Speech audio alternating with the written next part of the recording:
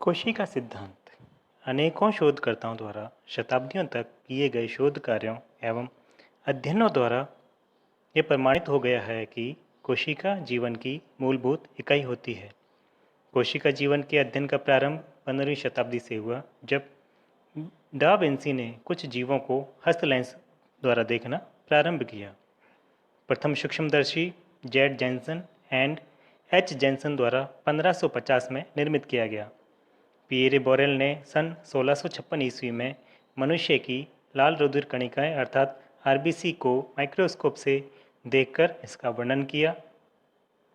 Pierre के समकालीन Marcelo मेलपेगी ने सन 1661 ईस्वी में पौधों के ऊतकों का अध्ययन किया। दोनों इस निष्कर्ष पर पहुँचे कि प्राणी तथा पौधे छोटी छोटी गुहिकाएं अर्थात कोष्ठक या चैम्बर्स से बने होते हैं, जिन्हें बाद में रॉबर्ट हुक ने सन 1665 में सेल का नाम दिया। 18वीं शताब्दी में कई शोधकर्ताओं जैसे मिरेबेल, ओकेन, लेमार्क, ट्यूट्रोचैट ने पाया कि प्रत्येक कोशिका में जीव कला से निर्मित या परिबद्ध त्रिव्य होता है और इसमें एक केंद्रक पाया जाता है। केंद्रक का नामकरण रॉबर्ट ब्राउन द्वारा 1831 में किया गया।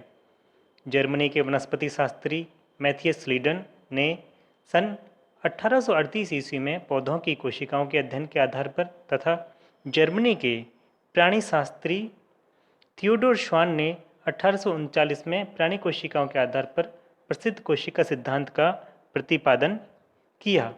इस मत के अनुसार शरीर एक कोशिकीय जीवों जैसे प्रोटोजोआ या मेटाजोआ में सूक्ष्म कोशिकाओं का बना होता है, अर्थात इसे शरीर की संरचनात्मक एवं क्रियात्मक इकाई भी कहा जाता है। कुछ समय बाद पुरुकिंजी ने 1840 ईस्वी में कोशिका के मध्य पाए जाने वाले जीवद्रव्य को पहली बार जीवद्रव्य अर्थात प्रोटोप्लाज्म की संज्ञा दी। यद्यपि एच वॉन मोल ने सन 1835 में कोशिका विभाजन का वर्णन कर दिया था, परंतु कार्ल नागेली ने प्रथम बार यह प्रदर्शित किया कि नई कोशिकाओं का निर्माण हमेशा पूर्ववर्ती कोशिकाओं से होता है, अर्थात पूर्व में उपस्थित कोशिकाएं विभाजित होकर सदैव नई कोशिकाओं का निर्माण करती है। रुडोल्फ विर्चोव ने नागेली के विचारों की पुष्टि की तथा इस महत्वपूर्ण तथ्य को भी कोशिका सिद्धांत में जोड़ दिया। कोशिका सिद्धांत की मुख्य बातें इस प्रकार है। सभी जीव, चाहे वो पौधे हों या प्राणी, सभी जीवों का शरीर एक अथवा अन्य कोशिकाओं का बना होता है, अर्थात समस्त कोशिकाएं जीवों की संरचनात्मक इकाई है। जीवों के शरीर में उपापचय की क्रियाएं भी कोशिकाओं में ही संपन्न होती है, अर्थात कोशिका शरीर की क्रियात्मक इकाई है। नई कोशिकाएं केवल पहले से विद्यमान कोशिकाओं से ही बन सकती है। कोशिकाएं जीवों के शरीर की आनुवांशिक इकाइयां होती है, क्योंकि इन्हीं में आनुवांशिक पदार्थ उपस्थित होता है। कोशिका सिद्धांत के अपवाद। वायरसेस में कोशिका के समान संगठन नहीं पाया जाता।